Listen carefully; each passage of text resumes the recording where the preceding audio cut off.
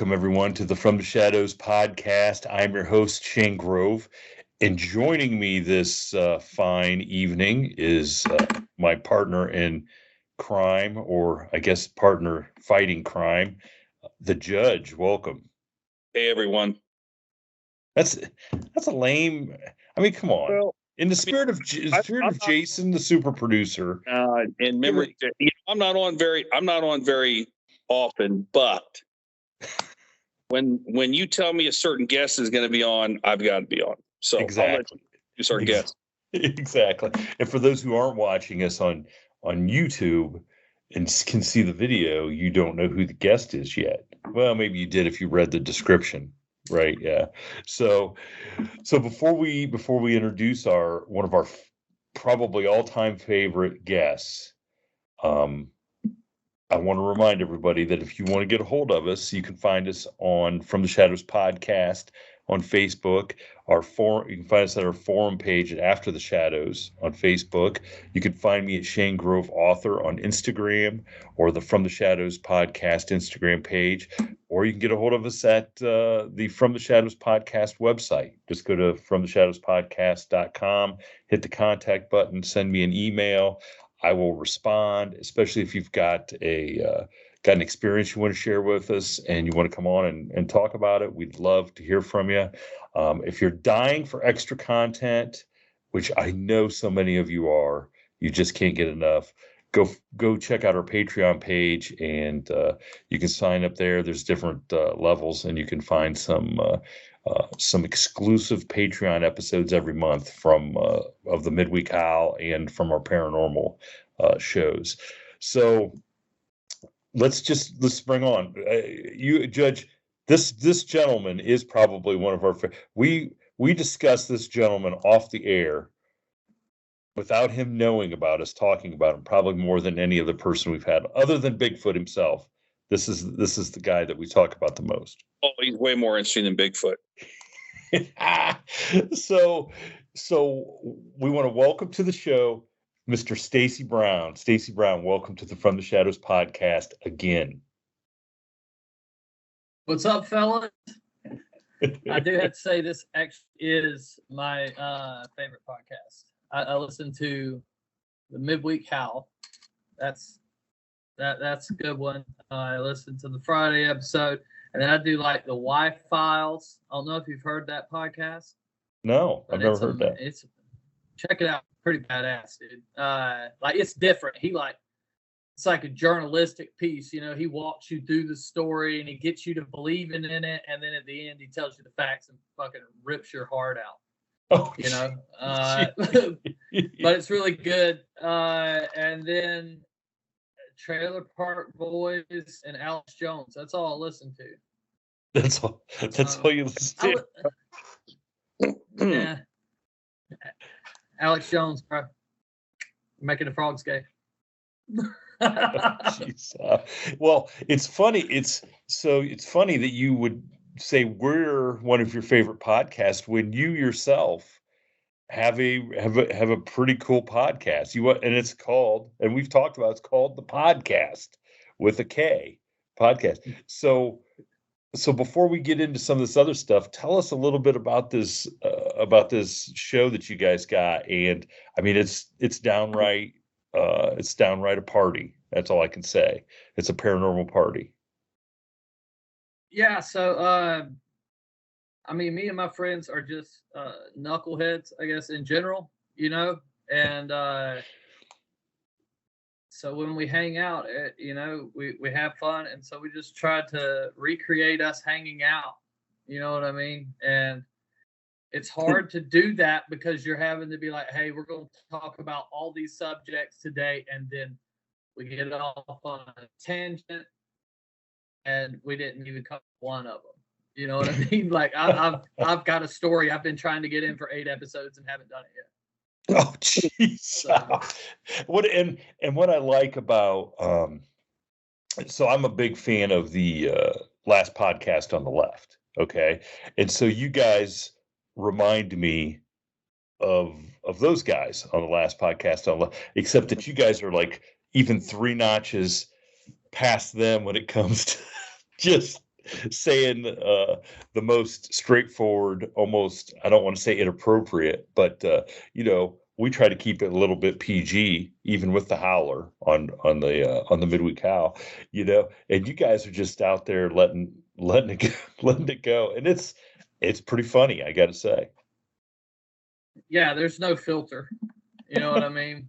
I think one thing got censored one time, and that was because some of us stated our feelings on a certain person, and the one person didn't want to offend that person, so they got cut out.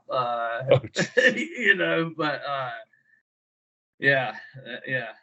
Anyways, but yeah, besides that, man, it's whatever. We look for weird stories like the NASA project where the lady was pleasuring the dolphin. Oh gosh, about that, Oh yes. But it's all real stuff. You know what I mean? And so we're trying to give like an outlet for that, because there's a market for that. It's not for everybody. Like if you got children, don't let them listen to it. Like you are a bad parent. Do not suggest that. See, I thought you should have called it like Tales of the Macabre.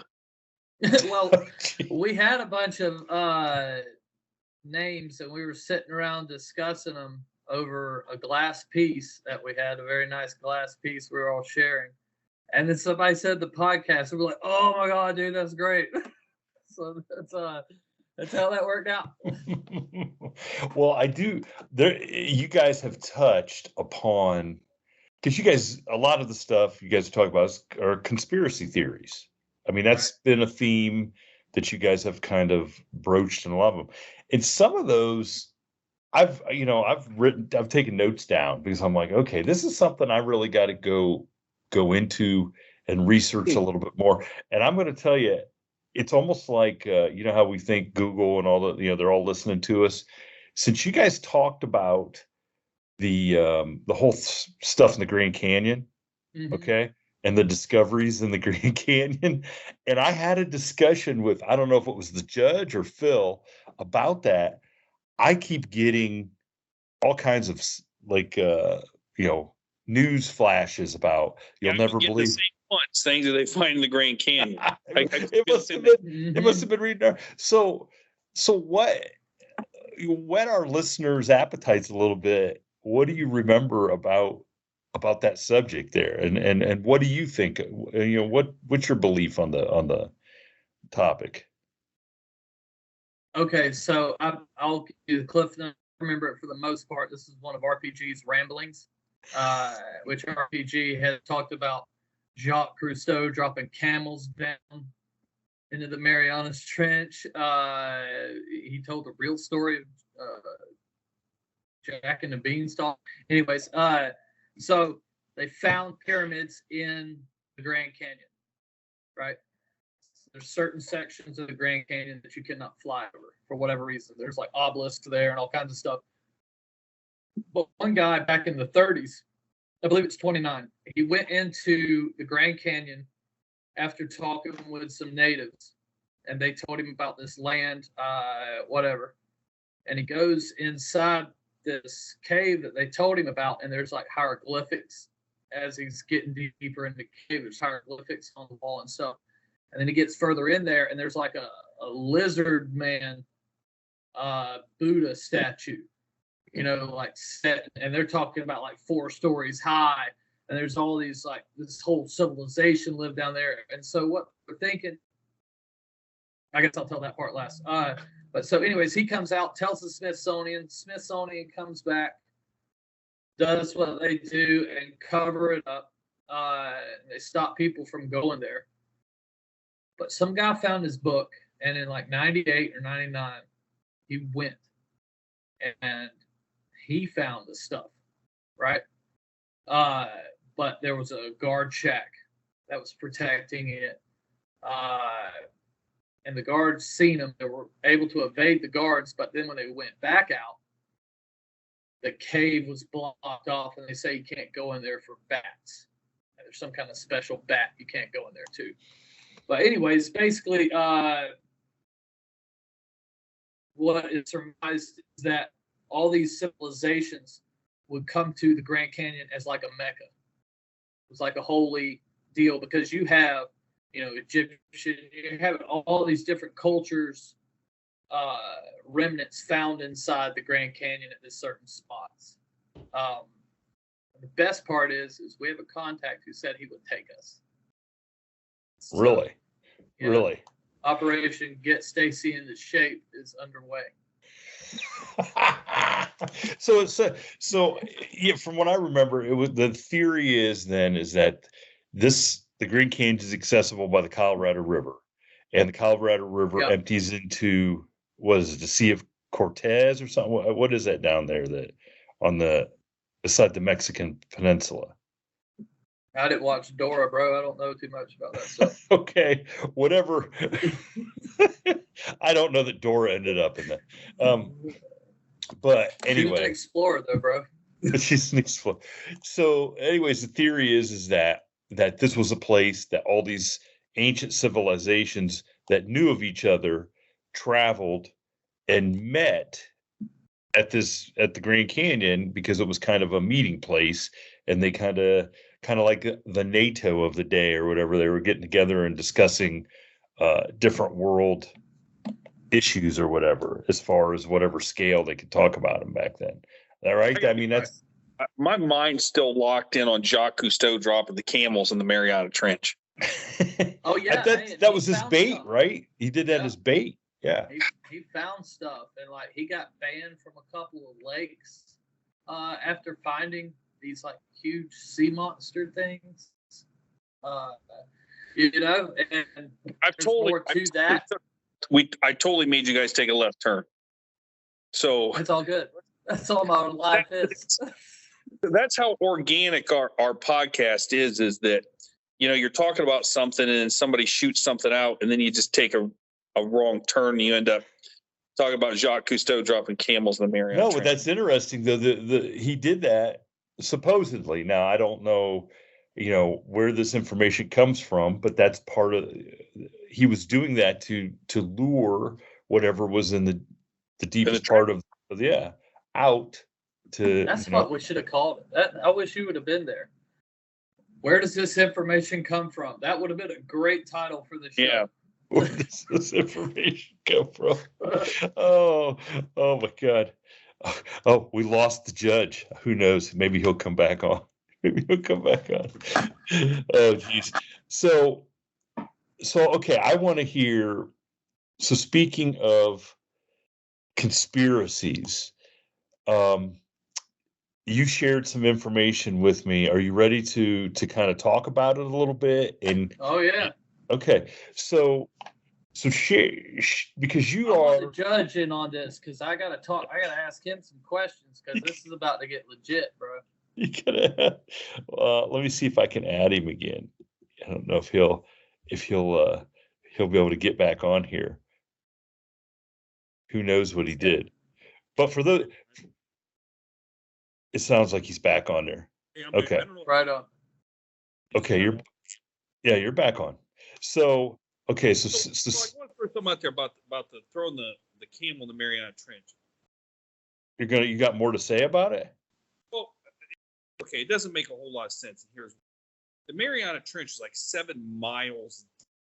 Okay, let's assume the camel drowns after so long, and the camel sinks.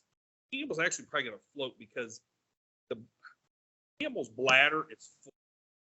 You know what I mean? So it's probably not even going to sink. Let's just assume it did. Once it got down to a certain level, which isn't very far, it would just explode from the water. Okay, you are totally just being a buzzkill, man. So okay, so unless he put weights or something on it, but even still, I mean, once the water pressure, the Mariana Trench is 7 miles deep. It's taller. It's 3 times the size of Mount Everest. Did they know that though at the time when Jacques Cousteau was doing this? Cousteau wouldn't have. But my point is, you don't have to get down very far until the water pressure would just crush you. Right. So, assuming, and the other thing is, dead animals float because of the gases in their body, and camels carry a lot of gas. So I think eventually the poor things would drown. And they, Oh yeah, that's the point. yeah, I mean, what a cruel, weird thing to do. Yeah. All in the I mean, names, all in the name of science. we do it in fish. I mean, when we're fishing, we're hooking up live bait to a hook, throwing it down there really fast, and it drowns real quick. Its eyeballs poke out, but it's that last little like flutter that I guess attracts. I just think that I think that people, as a whole, are shocked when a mammalian is killed like that versus, say, Yeah, but I don't think they were announcing it that, hey, everybody, guess what we're going to do today? This is something that was uncovered. Uncovered. So, yeah, okay. yeah, So, all right, Judge. So we're past the camel. Okay, we're past the camel. Stacy wanted you to be on when we wanted to discuss what they're attempting, the information they're attempting to find right now. So explain to our audience, Stacy, and while the judge is on, so he can hear what you got going on. yeah. Okay, so I'm making this new Skunk Ape film, right? It's like way more deep of a deep dive than my last one.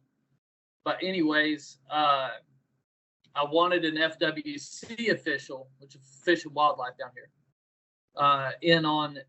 And so while we were attempting to make that call, my buddy was like, let's send them a Freedom of Information Act and get all their reports.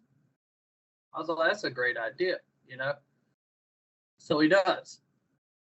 And they straight up tell me that they've never been on scene to a report, which I know is a lie, right? Because I've been there twice when they've shown up. Now, maybe they didn't make reports of it. You know what I mean? But I thought if you're called out, you have to make a report about it, right? But then again, I'm not a cop, so I don't know. Anyways, they tell us that they may have a few emails. They give us parameters. We give them the parameters, which are Bigfoot, Skunk Ape, Swamp Ape, Sasquatch, unknown animal, monkey, ape, and then unknown bipedal creature. They come back with 800,938 emails. Holy right. smoke! And they want $136,000 to get those emails, right? Because they have to redact information. So we're going to narrow the search down to Bigfoot, Swamp Ape, Skunk Ape, Sasquatch, right? And see how many we get. But there's also a brochure we came across, and it's a federal brochure. And I sent it to Shane. It says no harvesting under the hog section. It says no harvesting of skunk ape or swamp apes. Right? It's like, this is an official brochure, and y'all put this on here. So I've caught them in the one lie already, unless they just don't know. But that's the thing, because they give. I've taken probably 13 FWC reports. They've sent me out to places on their behalf. On their. Oh, hey, we got this call, but we don't handle this. Going out, because every time I see them, I'm talking to them about it. You know what I mean? I don't shy from the law. I'm up there giving them tracks, T-shirts, whatever little swag I got on me, hats, whatever. You know, hey bud, check it out, Bigfoot hunting stuff.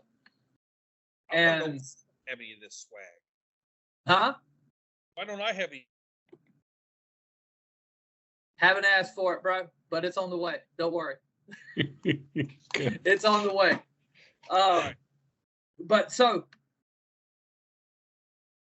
our plan is to get these, to crowdfund these emails, whatever the swamp ape, skunk ape, Bigfoot, Sasquatch comes down to. I'm assuming it will, if they have almost 1 million, it's got to be 2,000-3,000. You know, even like in a low ball figure, maybe 500. And we want to crowdsource whatever that fee is, and then release it to the public. And so it's what we're trying to do, because no evidence is ever going to be good enough. We discussed this on our last podcast, because my buddy Joey, who's my partner in this, he's a skeptic, which is fine. At least for me, it keeps me grounded, you know. But we figure the best way is to get them to tell us what they know. And then, okay, if y'all are discussing and posting, there's no harvesting of these things. If you're posting on a brochure that's on a .gov website, why are there no signs telling people, hey, be careful, swamp apes, skunk apes are out here, it could be a danger to you? Is that not, you're withholding information to the public of a primate, which could possibly be an offshoot of a human, which then would have human rights, and you shouldn't be able to do all this development. There should be protected areas and stuff. If you're going to at least talk about them in a brochure, why are you not making it more? Because it seems to me like they're hiding something. Well, I mean, I would think that. I would think if they're putting out brochures, then they at least believe that there's something out there that resembles what you're talking bipedal animal. But you know, the interesting thing is if somebody, let's say a traveling carnival, said, "Hey, look, you guys aren't gonna believe this, but 4 or 5 chimpanzees, they escaped from our circus. They're out in the swamp." Florida would come out and say, "Hey, look, everybody, be really super careful. These chimpanzees are out there. They could be aggressive, and as we unfortunately know from history, chimpanzees go crazy, they'll rip your face off and murder you." So they would put that out there. So if they might not put a sign out that says, "Hey, warning, skunk ape," these things could be dangerous. And by the way, don't shoot them. Well, my question is I'm sure, Stacy, you've done the research, and is there a penalty, like an official penalty, if you do hunt and injure or shoot one of these creatures? Well, so back after I won Bigfoot bounty, I was trying to kill one, right? Yeah. And I met with a guy up at FWC, and he told me that I could kill 100 of them today. But if it comes back as some type of human, which he's heard it is, he would hit me with manslaughter to make it look like an accident, or to make it look like it attacked me. Here's another angle on this, Stacy.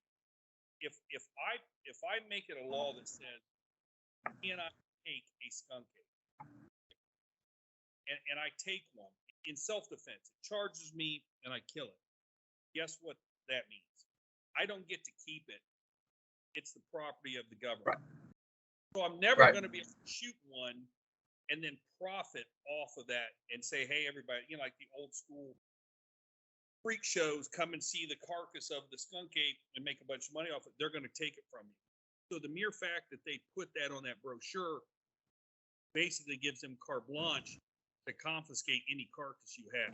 But does it really? Because they're just, that's not like that's what I'm asking is it it's not an actual law. They can put anything they want on a brochure. So understand there is I assume there's the Florida revised code, which covers crimes, traffic offenses, and things like that. And then there's also, I'm sure, the Florida administrative code. And under the administrative code is where you're going to find wildlife and Department of Natural Resources and stuff like that. And they can promulgate their own rules, that don't fall under the revised code. So they could just come up with, whatever they kind of want to do, and then those are confiscated. And so those rules don't have to be written down anywhere officially for people to. They sent out a brochure that says you can't take that constitutes a rule. I don't know. I don't live in Florida, but I'm telling you, I think that brochure is meant solely to be able to confiscate any carcass that somebody would get. Because But wouldn't that be in Ohio, if it says, hey, listen, you can't take a deer, you can't take a deer after sunset. Okay, let's say. And you take a deer after sunset. Guess what? You don't get to keep it. They're taking it. Yeah. But That's true. wouldn't them putting that in there be some type of acknowledgement that they at least have a reason to put it in there? I certainly think so. I mean, I think if you tried to pin them down on it, I think they'd say, well, it's kind of tongue in cheek, but in the event that one of those things really does exist, guess what? You can't have it.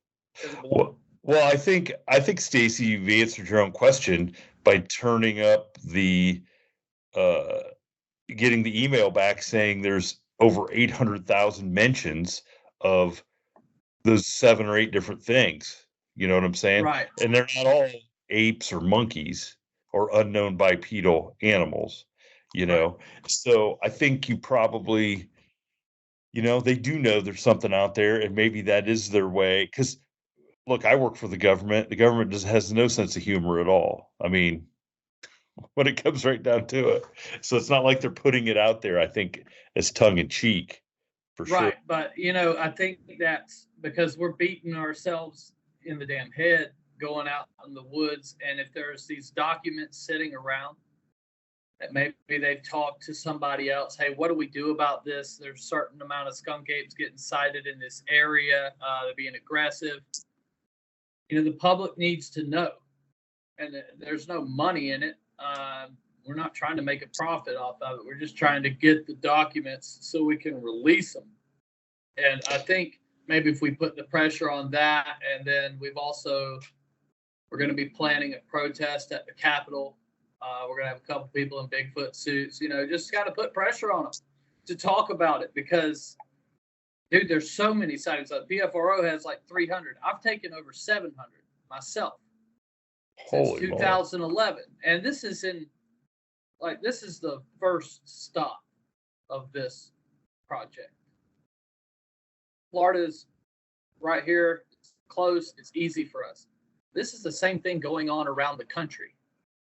The government knows. I've talked to too many people that said they've killed them, they've hit them with a truck. I've listened to people on your show, on Chronicles, that like, hey, we were sitting here to kill these things. The government knows. They need to tell the public. We need to put pressure on them. I think that's where our time is best well spent, because I got news for you. Going out there in the woods and trying to find these things, it's fleeting. I've come across some good stuff in my time. I've also spent a lot of time in the woods. I mean, when I had the Bigfoot bounty money, that's what I did.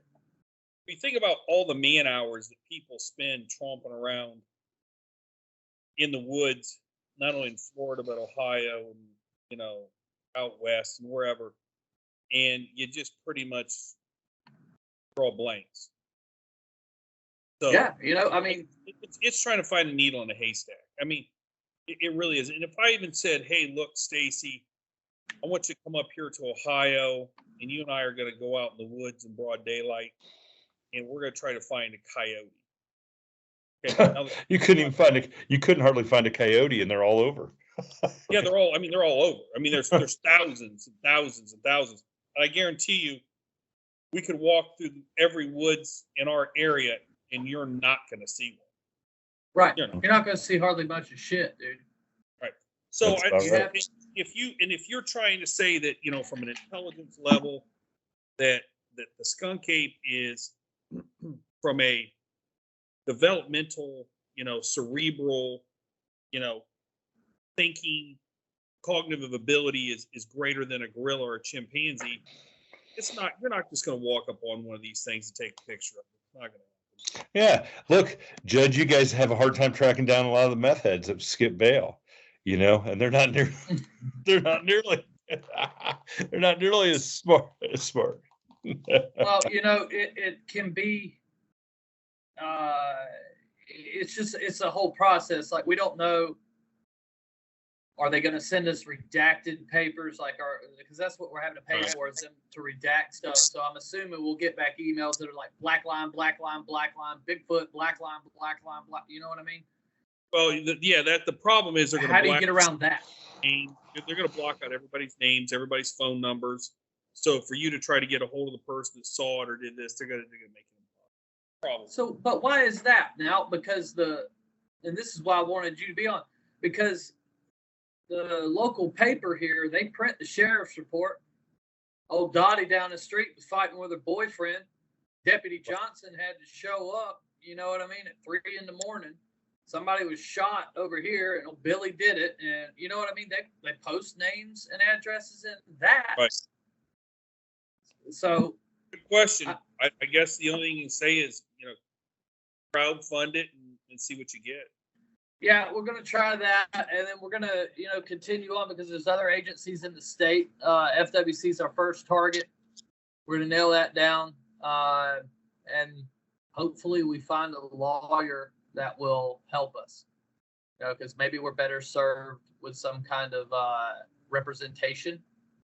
Because I'm not the most professional looking guy. My friends aren't, damn sure. You know what I mean?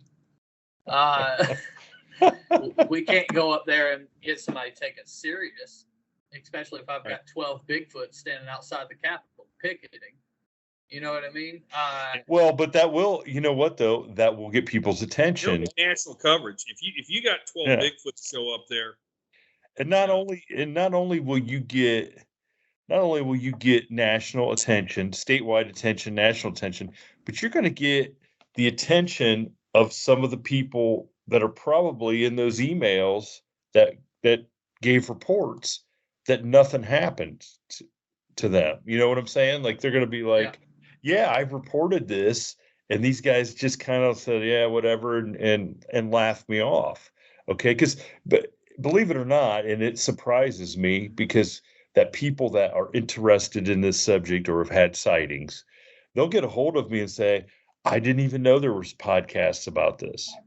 Right. And you're like, what? What are you talking about? And what I'm saying is you're probably going to find people that were in some of those emails, and they're going to come and say, hey, look, I got a story to tell you that I basically got laughed at or told I was crazy, or they told me they'd follow up on it and they never did.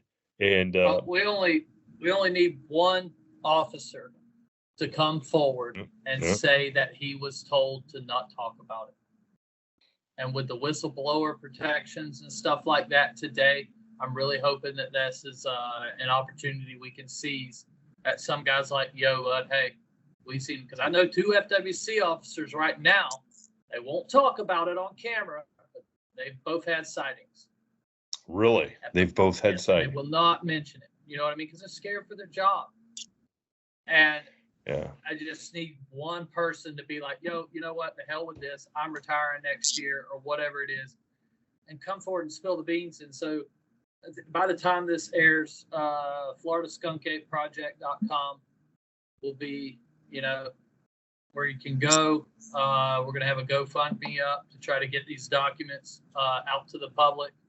The people that donate will get them first. But we're going to put them out there to everybody and let them go through them, because there may be some really good information in there. And then everybody's like, oh, hold up. Why ain't y'all talking about this? And the next thing you know, we get some senator jump on board or something like that, because they tried to pass legislation here in 1977 that you couldn't kill one. Really? Yeah. It went all the way to the House and they voted it down. Wow. And all it's going to, and the other thing that it'll take is one of those emails to slip through the cracks and not get redacted. You know what I'm saying? That's like somebody missing a name or missing a date or missing a location, and you guys end up with it and are able to follow through. Because all you need is the first domino to fall, really. Right. And that's all. You just got to set them up, bro. And we're just setting the dominoes up, hoping one falls. And I mean, you never know, dude. We may be on CNN talking about this shit. Well, and that's, the judge and I have talked about this before, and this is why we admire your approach, because you're outside the box, man.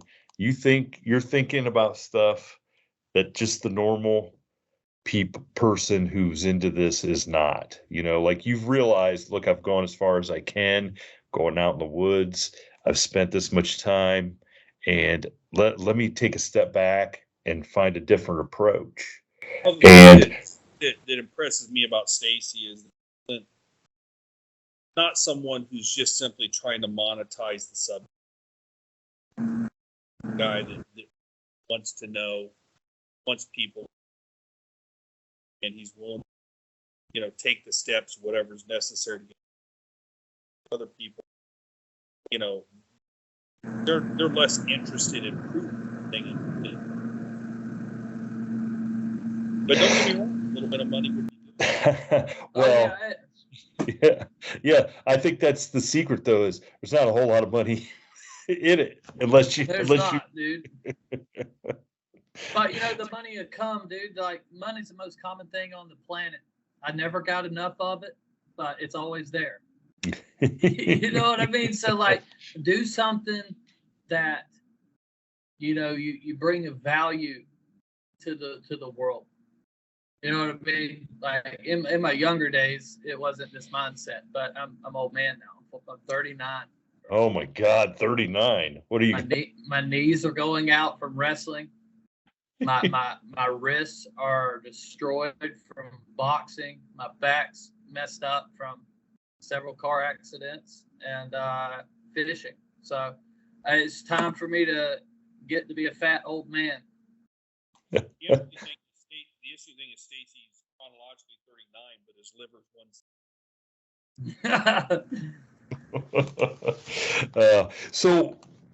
So you mentioned the Skunk Ape experiment. So this is the second.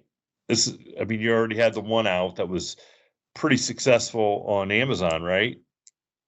Also, the Skunk Ape experiments is Outcast Paranormal. My group, the Skunk Ape film that we're making. I'm making that outside because it's more of a straightforward documentary, not so much based around investigations. Right? Okay. So I guess this film, if I had to, it would kind of be like Moment of Contact. Have you seen that? I have not, but I'm sure the judge has. The Virginia UFO crash and stuff. Oh, yeah. Yes, yeah. I did see that. Yeah, because you guys talked about that. That's the one where they blocked off the city and the people found. Yeah. Okay. Like how he's kind of investigating.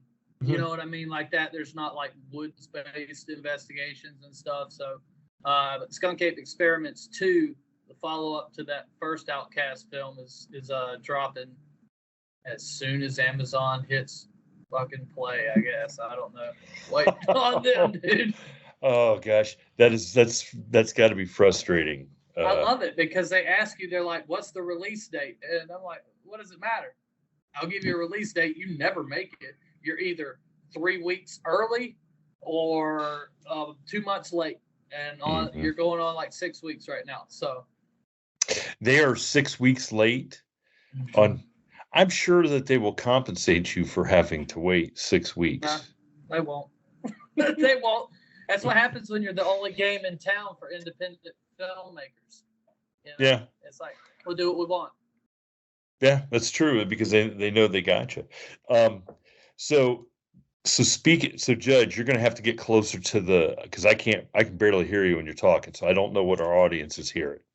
Okay. So speaking of soon to be released, do you want to kind of let the cat out of the bag? What's coming and what it has to do with Stacy Brown?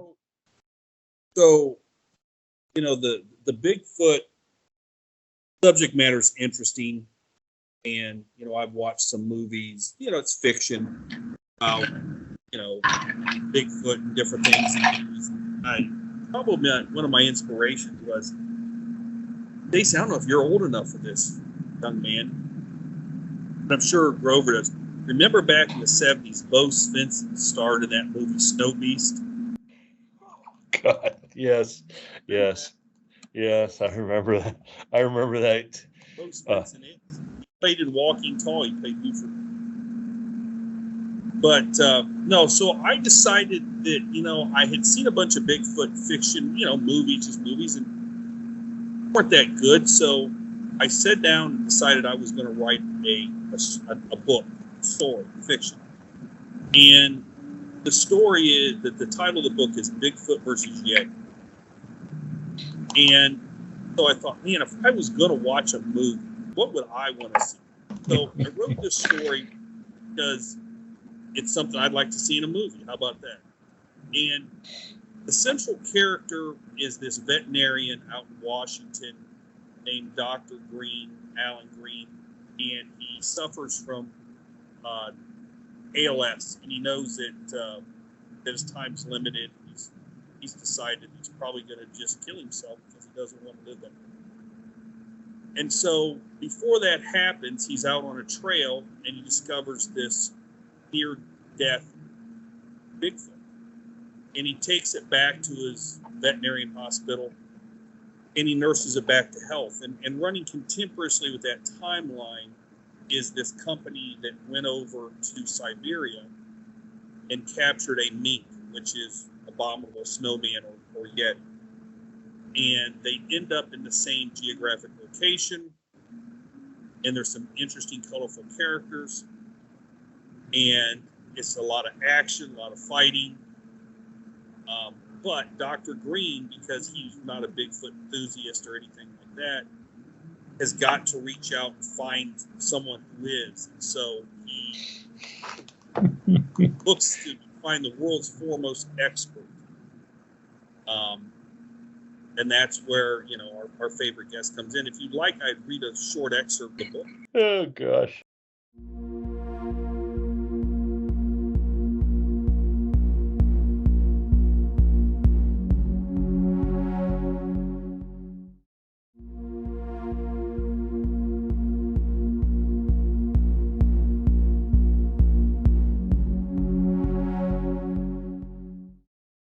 I'm picking up in chapter 12.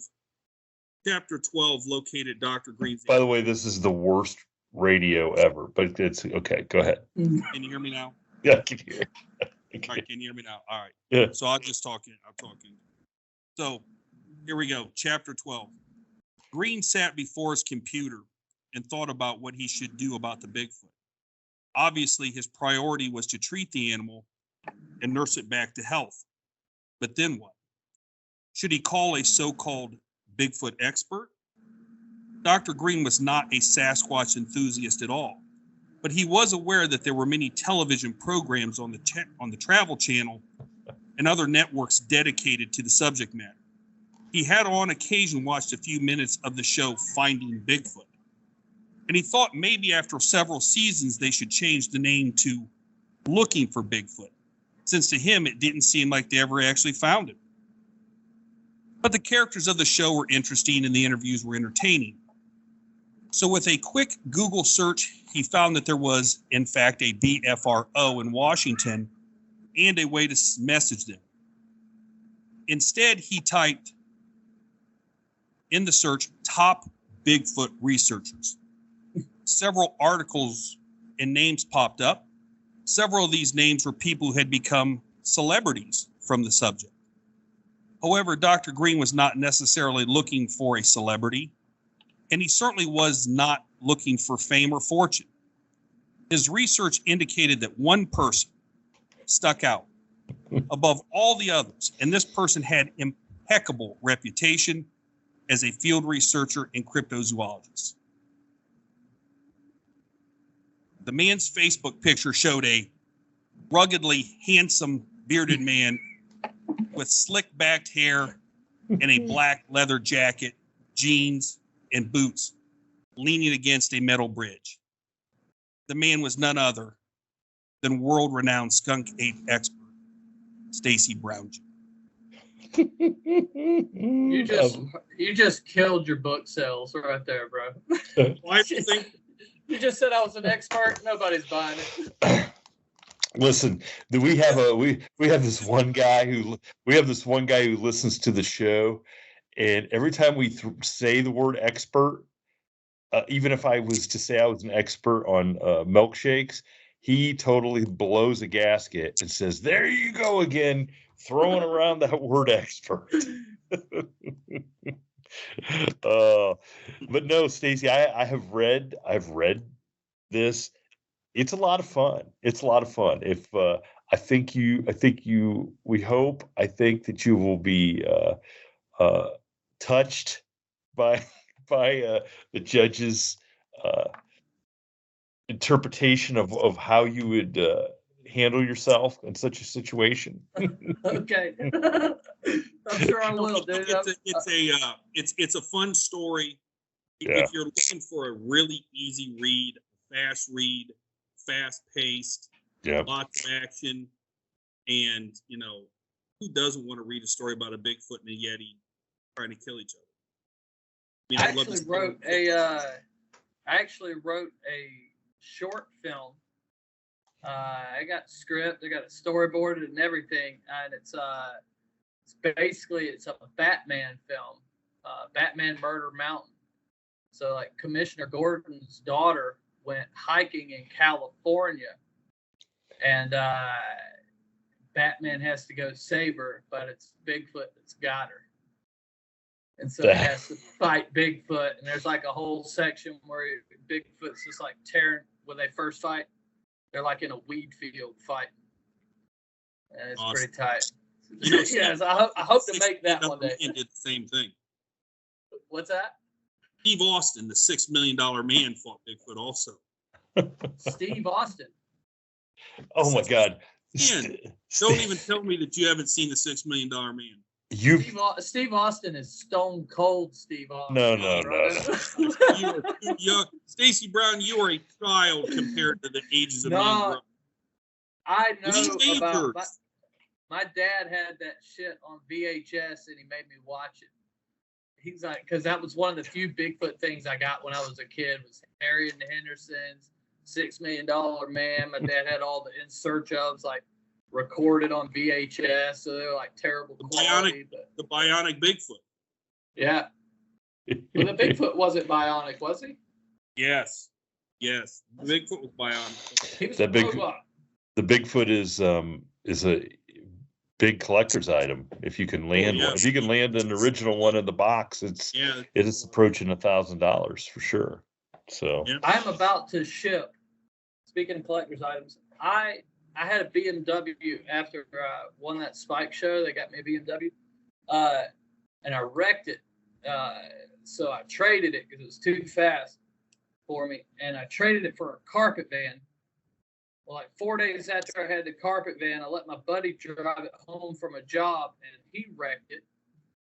And the one thing, there was this little guitar in the back, and I took it out, and it had some scribbling on it, and it sat out there in my shop. But Survivor Man was at my house when we were making the pit, and he's like, "Why is that Ernest Tubbs signed guitar? Got spiders crawling out of it?" And I was like, "What the hell are you talking about?" And he's like, "That guitar's signed by Ernest Tubbs." I'm like, "No, it ain't."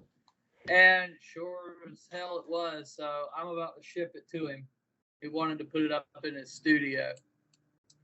So I got Stacy on the phone. No, wait a second, Judge. We're not done here yet with this Ernest Tubbs signed guitar. So you're shipping this off to Survivor Man. Yeah. Does he write country music? I'm just curious. Does he write country music? He writes music. Does he write country music? I just want to. I don't know. He's like more of a earth music, I guess. But yeah, he doesn't write country music. The point is, Grover writes country music. He would have preferred to have this.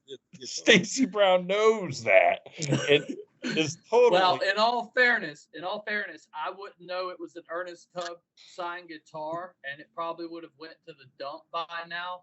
Oh gosh. Had he not said nothing about it.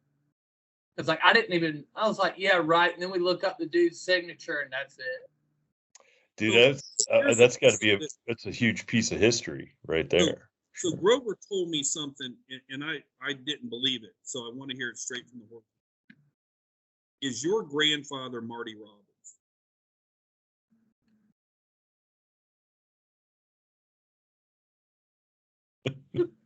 That's all I'll say about that. Oh, Black sheep, brother. Black sheep.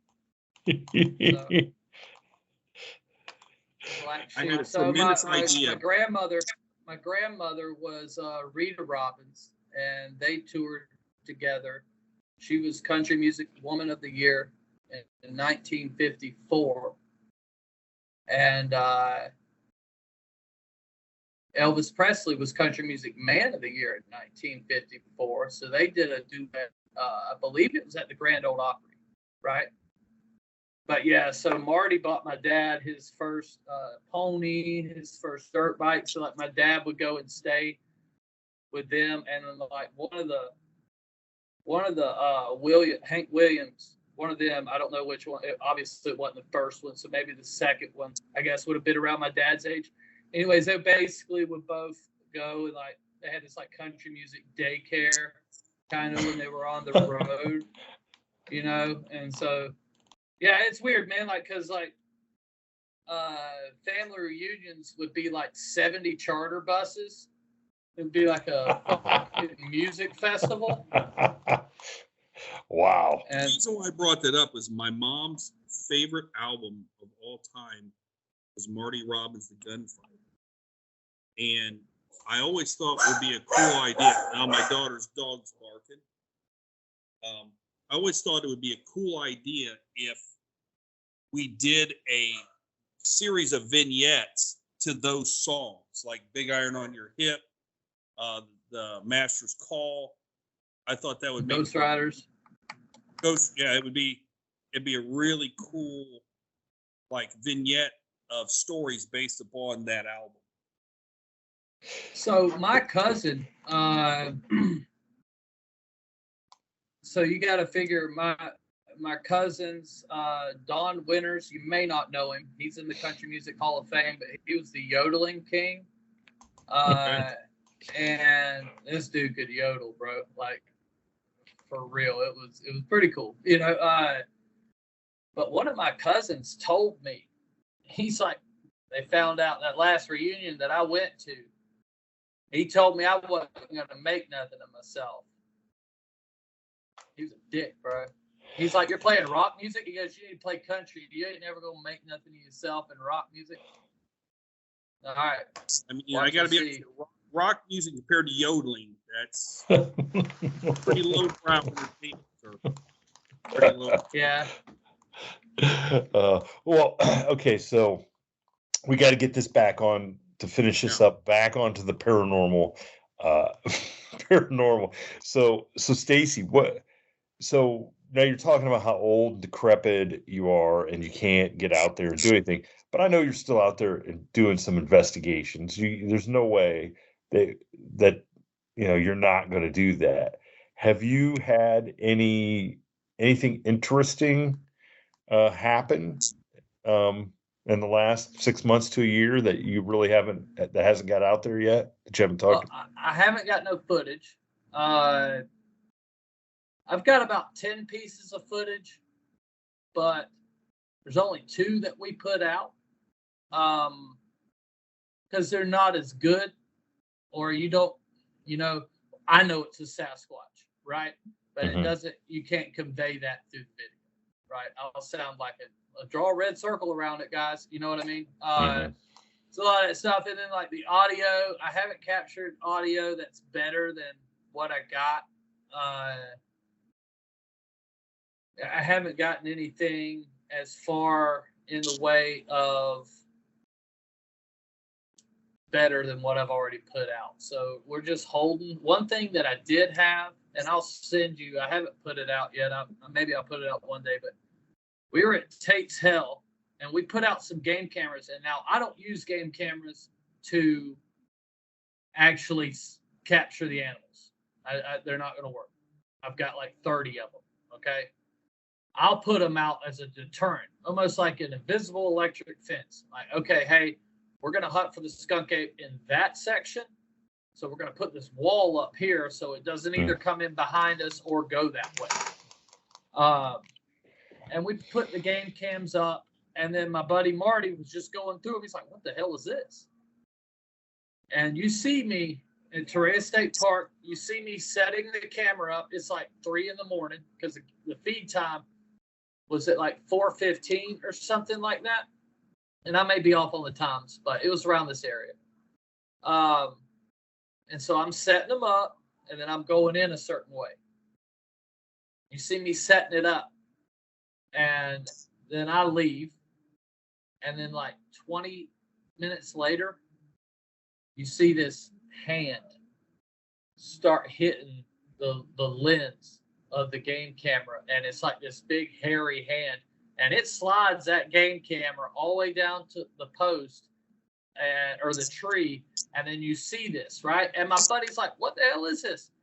And I'm like, "I don't know what you're talking about." And then so we get over there, we look at it, and I'm like, I'm thinking he's messing with me, but the dates on my cameras are always correct. I always set my time and dates, right? I had those pictures because I would not even check the cards of my cameras. That's how confident I was that I was never going to get a Sasquatch on my cameras.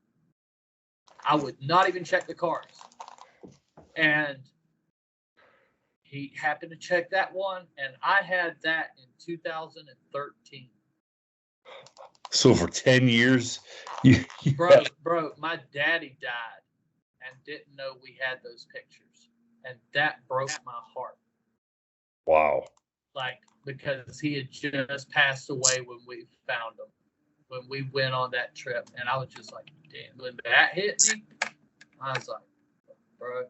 But it's like anything else. It's not proof. Mm-hmm. And you're always going to have somebody, "Oh, he's a hoaxer." Like, you can get on Reddit right now, and I'm sure if you go into the coalition on Facebook or go to Reddit, there's people bashing me. There's people bashing everyone. Mm-hmm. You know what I mean? It's if you don't have people bashing you yet, you ain't made a big enough name for yourself, because once you get to a certain point, the hate starts flowing. But that stops me from continuing to put stuff out, because it's not. Well, I got to be honest with you. It doesn't matter how good the video is or how good the picture is. People are never going to believe it unless you are live streaming it right then and there, and you go up and interact with whatever the creature is that you're capturing. You're never going to buy it until you put it in a zoo and people can pay money to walk in. Well, I think if you caught one live streaming it and had it maybe attack somebody or something, somebody might buy. Because I've thought how many different times we've seen stuff or we've experienced stuff, or and it's like, if I'd have taken a picture of some of the stuff we've seen, it still wouldn't resonate with the average person. If you're not there and you can't tell the distance something is, the camera's never going to take a sharp enough picture. Okay. Like, we were out the one night and saw, with Amy Boo, and saw the two, what looked like red eyes. Okay. Well, what would a camera have done? I mean, there was multiple people that saw that. A camera or video wouldn't have done jack crap. And yet we still saw it.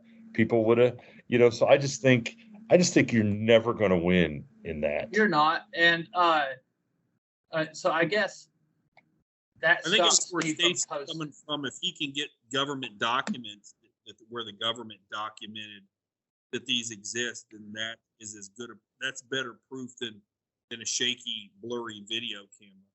Oh, for sure. But the main thing we're dealing with now there's a spot we go to called Weeloney, and you can't find it unless you've been there, right? So, or if you're from the area and like an old redneck, then you know where you say Weeloney, and they'll be like, "Yeah, I know where you're at." But you go out there, and we've been able to call in lights.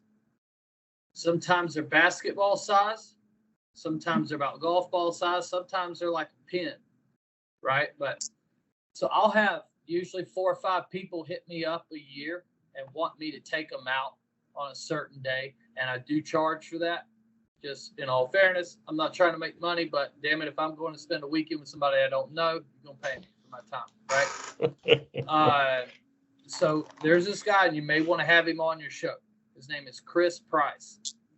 He came down, and he's like, yo, we had went squatching the night before. He's like, yo, hey, can we see the lights? Can I see the lights that you've talked about? And I was like, I can't guarantee it, but I'll give it a shot. So we go to this spot, the culverts out by Wheeloney, and I start talking to the woods. And bro, when I tell you, it must have been 100 of these lights.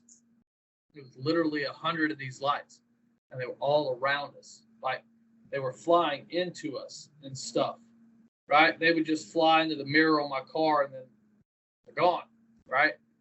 They'd be on you, and it looked like something whimsical, almost like something out of Narnia or something, where you're just seeing all these lights around, and that's what it was like. And then they stopped, and I was like, I said something like, can you come back? We weren't done. And then they come back, and he got to experience this, and he's been coming down. Like if I couldn't make it, I'm like, yo, hit that spot up, bro. Go just set your intention. You want to see him, be cool about it. Talk to the woods. Don't doubt it. That's the biggest thing. Don't doubt it. And so he did that a couple times, but he's had no success. I went out there last weekend. I didn't have no success with it, but we always go to this spot and try to communicate with the lights, because then we'll turn the spirit box on. And dude, bro, we'll get our names out of it. We'll get Brown, Marty, we'll get all these things come out of it. And so I took Small Town Monsters there. I took Eli and Alex and Tate, their retarded brother. And they were asking me, why are you so into the lights? And I was like, or why do you think Bigfoot could be something else? I was like, it's the stuff I've seen. And so we go to this spot where we've seen lights before, and we start getting knocks. Like as soon as we get out the car, they're knocking, right? And I told them, I was like, hey, once they find out we're here, they're going to knock to each other. I was like, don't knock back. We can't let them know. And that was like pulling teeth, because like Alex and Tate, they were wanting to bang on some trees. And I'm like, please don't do anything. So the knocks end up stopping after about like 7 or 8 of them, like legitimate knocks. We go walking back to the truck, and this big blue light appears in the top of the tree, zips through the trees, and then just like explodes or whatever. And they weren't rolling their cameras, but they had their audio on, and they seen it. And then I walked over to them, and I said, and that is why I believe there's something else to Sasquatch, because I'm having Sasquatch activity, and I'm seeing these lights that I have no explanation for. Take it for what that's worth. I'm not an educated person. I did not go to college. I dropped out of high school. If that makes you think a certain way about me, fine, that's fair. But, damn it, 2 and 2 together. At the same time, there's a bunch of deer there, so I could relate the lights to the deer. I don't know what the lights are, but it's really cool when they show up and you can interact. There's some kind of intelligence there sometimes.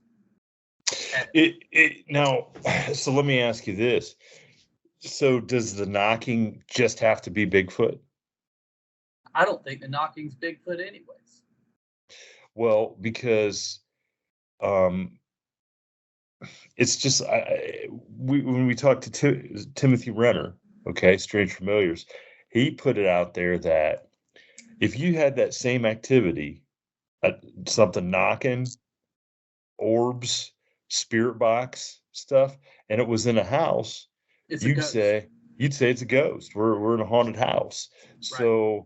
So why couldn't that same stuff happen in the wood? Because nobody's saying, hey, it's Bigfoot in your house, So right.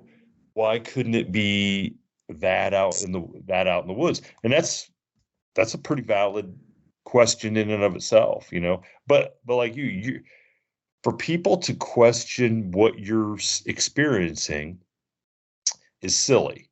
Okay, because I mean, I think the Judge and I mean, I've known you long enough. Listen to your stuff. Listen to you be interviewed. Watched your stuff. You're one of the most skeptical people that I think I know who does this. So who investigates this sort of stuff. I mean, the conversations that we have about conspiracy stuff, and you are totally like skeptical of everything. Oh, yeah. You might even be skeptical that me and the Judge are sitting here right now. I don't even know. I mean, that's how skeptical you are. You really take it to the next level in trying to figure stuff out and not just taking things at face value. And I mean, to your point there, both of you are feds. I have had that conversation with myself. I was like, you realize both of these guys are feds, right? well, and then you bring the Howler into it, and he's the next level. He's the next level fan. Yeah, For sure, bro. he's the NSA. But my point is I mean, you're not claiming basically one thing's tied to the other. You're just saying, look, this is what I'm experiencing. I don't really know what it is. This is the phenomena. Yeah. There's circumstantial evidence that these two things would be causally connected. You don't know the answers to it. You're just putting the information out there, letting people draw conclusions, or encouraging people to do a deeper dive research before you just write something off as not being a possibility.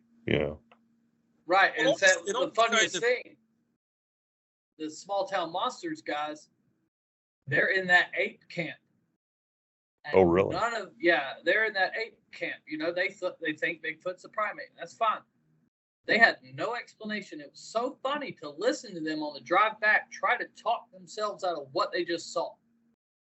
And I was like, why are you doing that? Like, just enjoy what you just seen, bro, and soak it in and live to see it another day. You're killing it right now, and you'll never see that again if that's the way you'll go about it. Why can't Bigfoot be a flesh and blood creature and be paranormal at the same time? It doesn't mean that that one creature is both. Okay, I mean, there might be some creatures that are just flesh and blood. There might be some that are both, and there might be some that are just more paranormal. I heard Pat Spain on a podcast. Maybe it was yours. Didn't you just interview him? I don't know. No. Okay, no. I was listening to something. Pat Spain was on it, and he said, what if I was to tell you that there's a mammal that lays eggs, it's venomous, and can sense electricity with its beak? He's like, you would think that's paranormal, but that's a platypus. It's just, I hate the word paranormal because it's like, it may be normal in 20 years, 50 years. I prefer the term unexplained. Right. Yeah. You say paranormal and it gets a little wonky. People start thinking like psychics and all this other crap, and I don't know. And that was the whole thing about Outcast Paranormal while we formed that, because I believe all of it's connected. UFOs, the spirits, the ghosts, Bigfoot, all the same thing.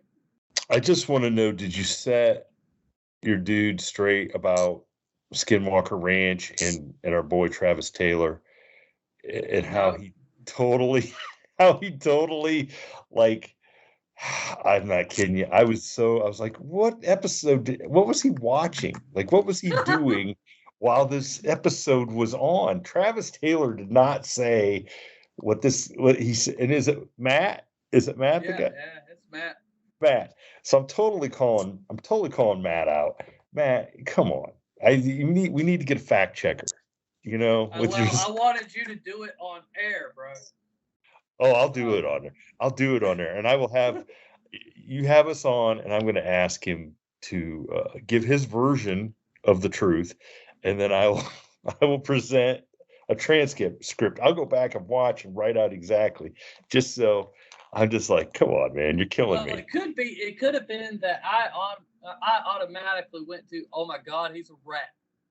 He's a rat. You know what I mean? I was like, he's been ratting them out the whole time. And I don't know, maybe Matt just kind of got flustered by that. I don't know. He's usually spot I think on. I think he fed into that, but there was nothing about the whole Travis Taylor revealing that he had been working for that government program for as like a year and a half, and it was only because, like I said, they had discovered that frequency, and he was concerned that they had found something they shouldn't have found, that the government was broadcasting something on that frequency, and he wanted to go, and he went and said, hey, look, here's what we found.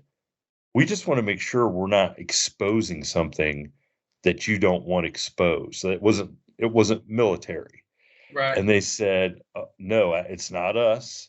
And while you're here, would you like to come and help lead this program? And so it was after him and the other head guy of whatever program it was. I can't remember. It wasn't ATIP, I don't think, but because that was not disbanded after Elizondo retired. I don't know. I hate to be a party pooper, but I have some other obligations I got to take care of, so I'm going to have to sign off. Okay, well, tell the swimming pool in the hot tub that we said hello.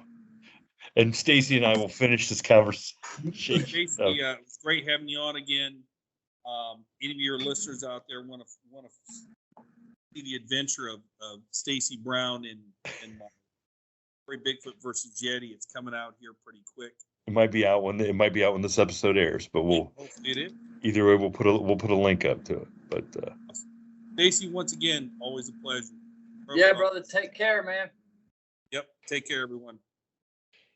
So yeah, Stacy, so it was interesting. Him and the head guy retired from that program, and then they were both allowed to then talk about it, and the fact that he came back and told them about it tells you all you need to know.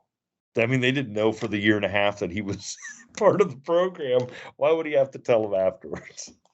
I don't know. The whole government thing, like, they've been telling everybody that UFOs are fake, call everybody liars for the last 70 years, and now they're admitting stuff.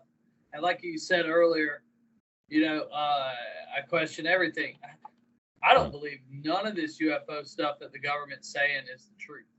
And another thing, they're giving Jeremy Corbell information. They're leaking documents and stuff to him. Why? He is just a dude, bro. Well, maybe they need that mouthpiece out there that will kind of, how should we say it, kind of get us used to the information before the real information comes out. Does that make sense? Like, that was always their biggest fear is that we wouldn't be able to handle it. Okay. And I think by the reception of disclosure that nobody really even cared. No, and I mean, look at the Patriot Act, right? They're all spying on us left and right. Nobody gives a shit, dude. Yeah. That was the one thing. When Obama came in, he's like, "Yo, I'm gonna dial that back." He fucking increased it. And Trump comes in and says, "I'm gonna dial it back." Does nothing. It's like, y'all don't care about us, man. I don't know. It bothers me that they're listening to my phone calls. Why would you want to do that? You want to quell an uprising, bro. You want to quell that person that keeps you in check, because I'm sorry, the guys in Afghanistan are not much of a threat to me. Well, that might be this might be a discussion that we need to have with the Howler on an episode of the podcast, because he might be able to shed a little bit of light on some of that. Well, if you can't pull those records to find missing people, oh hey, you've recorded this conversation. You've also recorded all the other ones. who was the last person old girl talked to before she went missing? Why can't you pull those records? We can find this girl. Y'all ain't doing no good with it. You're selling our information left and right. Let me sell my own information. Hell, I'm broke, bro. Why don't I get a check? Why don't you get a check? Well, because they know you're got the hookup with Amazon. What are you talking about? Oh yeah, that's what we're waiting on. 12 cents a view, if I'm lucky. Well, I hope everybody stuck with us for the whole interview and didn't tune out when the judge decided to perform his Shakespearean soliloquy. That was totally unplanned, everybody. That was maybe the judge had that planned. I didn't know, or else I'd have hit the mute button. But Stacy, I appreciate you coming on. I hope that everybody goes and checks out your show. We'll give you a chance here when we wrap up to tell everybody where they can go find everything at, and we'll put a link up when this show comes out that they can go, and if you're interested in giving money and helping Stacy and those guys get the information from the Florida Fish and Wildlife guys. I mean, I probably have to write a check for it because I would like to. I'd like to know. So Stacey, tell everybody everything. Let's restate everything that was on the agenda and how they can find everything that everybody needs to find to get involved and check out your podcast. Yeah, so the podcast, you can check it out, YouTube, iTunes, Spotify, all that. It's the podcast with a K. Outcast Paranormal.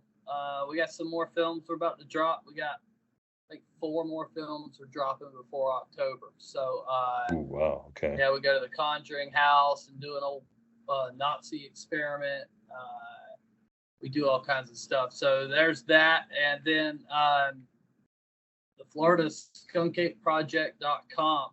You can go there and donate, because we're trying to get this information that the state is possibly hiding to the public.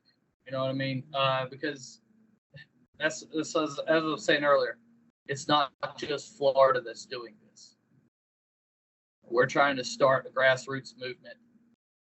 First victim is Florida, and then we're going to spread out. We're going to hit Georgia. We're going to hit all these places because they've all got documents. They've all the government does know about this stuff. If I know about it, I promise you the government's already got pinned down. Yeah. So True. There's too many people out there that's seen these things for them not to have some knowledge of the creature. And like I said, there's no real prize giveaway. You're not getting a free shirt or anything, but you're getting emails that have been sent from that FWC server, either to or from, that contain Bigfoot, Sasquatch, Skunk Ape, and see what information they got. Yeah, I hope that a lot of people go out and donate, and you guys are able to get that information, because I think that would be a good start for sure. I mean, you think Florida has a lot of information? Imagine what is up here in Ohio. Right, or like California, Washington State, Alaska. You know what I mean? Like these are key places. Even Texas. Oh yeah, definitely. It's probably sitting there, dude. It's probably sitting in some folder somewhere. Because like our Freedom of Information Act request includes evidence, track castings, photos, videos, anything they've been turned in. And wow, that's when I said I called them in a lie, because I know they've casted tracks. Oh, okay. There you go. I know for a fact they've been on, and I've got like 15 witnesses to that. So we'll see how far they dig themselves, before we play our cards. So. All right. Well, I thank you for hanging out with us, and as always, it's a great conversation, and we appreciate you being a fan and always being game to come on, and it's always entertaining, and you know, we're this is one of the best perks we've had about having the shows, getting to become friends with you, and you know, so I can't thank you enough for giving us the time every time we ask. Right on, bud. No problem, man. I appreciate you having me on, dude. Thank you for tuning in to this week's episode of the From the Shadows podcast. Until next time, never shy away from the darkness or what may be lurking in the shadows. We are out.